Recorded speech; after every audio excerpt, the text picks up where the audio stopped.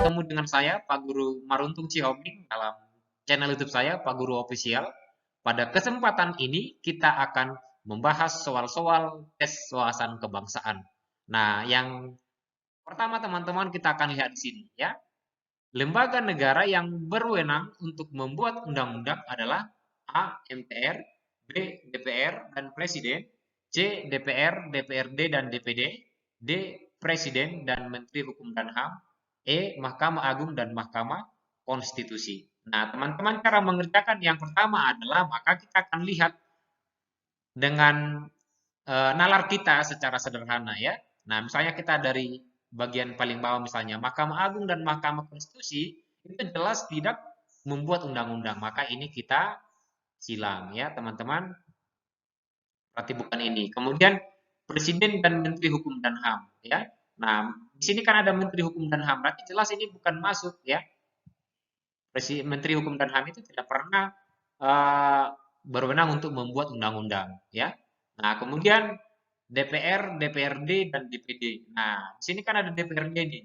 DPRD berarti tingkat provinsi dan kabupaten ya. Berarti mereka bukan membuat undang-undang, tetapi mereka ini membuat perda ya, begitu. Nah, DPD juga bukan tupoksinya untuk membuat undang-undang ya. Maka ini bukan ya.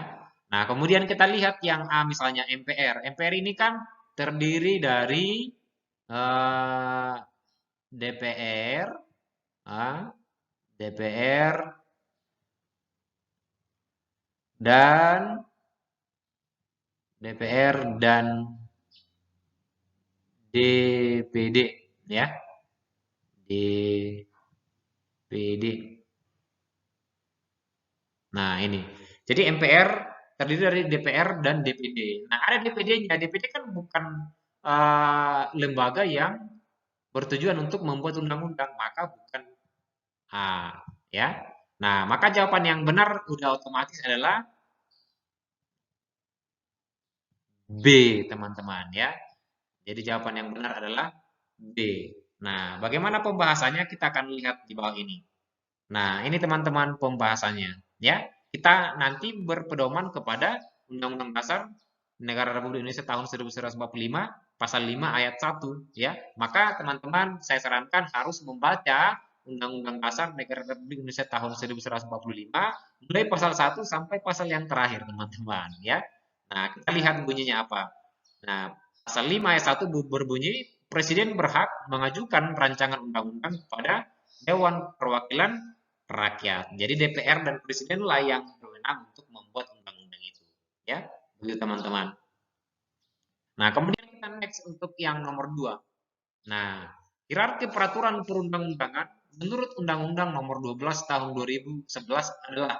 Nah, jadi kita hari ini belajar tentang undang-undang ya teman-teman. Nah, A, kemudian di situ ada Undang-Undang Dasar tahun 1945, TAP MPR, Undang-Undang Stri Perpu, ya. Perpu itu peraturan pemerintah pengganti undang-undang, kemudian PP peraturan pemerintah, kemudian Perpres peraturan presiden, Perda provinsi dan Perda kabupaten atau kota ya. D Undang-Undang Dasar tahun 45, TAP MPR, Undang-Undang Perpu, PP, Kepres, Perda. C Undang-Undang tahun 45, Undang-Undang Stri Perpu, PP, Inpres, Perda provinsi, Perda kabupaten, kota ya. Kemudian D Undang-Undang Dasar 1945, TAP MPR, Undang-Undang, Perpres, Perda provinsi, Perda kabupaten, kota, TAP MPR, Undang-Undang Dasar tahun 45, Undang-Undang, Perpres, Perda Provinsi, kemudian Perda Kabupaten. Nah, teman-teman, ini kita belajar tentang undang-undang ya. Maka harus kita baca undang-undang ini. Undang-Undang Nomor 12 tahun 2011 ya. Nah, nanti di situ akan dipaparkan hierarki peraturan perundang-undangan. Nah, kita akan lihat teman-teman di sini ya. Jadi nanti dalam Undang-Undang Nomor 12 Tahun 2011 Pasal 7, nah inilah hierarki perundang-undangan. Yang pertama adalah Undang-Undang Dasar, ya. Yang pertama adalah Undang-Undang Dasar, teman-teman. Nah ini, kemudian yang kedua B, TAP MPR, ya. Kemudian C, Undang-Undang atau Peraturan Pemerintah Pengganti Undang-Undang atau Perpu ya teman-teman. Kemudian D, Peraturan Pemerintah atau PP. E. Peraturan Presiden, F. Peraturan daerah provinsi, dan G. Peraturan daerah kabupaten kota. Nah, menurut teman-teman mana jawaban yang sesuai dengan Undang-Undang Nomor 12 Tahun 2011 Pasal 7 ini? Maka jawaban yang tepat adalah A, teman-teman ya. Jadi jawabannya adalah A, begitu ya. Nah, kemudian kita akan lihat untuk soal yang berikutnya, teman-teman. Nah, tata urutan perundang-undangan yang memegang urutan paling tinggi adalah A. KAP MPR, B. Undang-Undang Dasar Negara Republik Indonesia tahun 1945, C. Undang-Undang, D. PP, E. Perda. Nah, maka ini nanti kita kembali kepada Undang-Undang yang nomor 12 tahun 2011 tadi itu, ya. Jadi di situ harus kita hafal memang hierarki perundang-undangan. Jadi kalau kita mengacu dari undang-undang tadi itu, maka yang memegang urutan tertinggi ya, paling tinggi ya, tertinggi dalam undang-undang tadi itu ya adalah undang-undang dasar ini teman-teman. Jadi jawabannya adalah B ya. Kemudian yang berikutnya. Nah, ini soal yang tahun 2019 juga keluar ini teman-teman. Ya, ketepatan ini keluar dalam TWK yang saya ikuti tahun 2019 ya. Nah, di sini disebutkan Presiden memberi gerasi dan rehabilitasi dengan memperhatikan pertimbangan. Nah, pertimbangan siapa? A. Mahkamah Agung, B. DPR, C. MPR, D. DPD, E. Komisi Yudisial. Maka kita akan lihat di sini teman-teman kuncinya adalah, nah sekali lagi harus hafal dan baca Undang-Undang Dasar tahun 1945 itu tadi.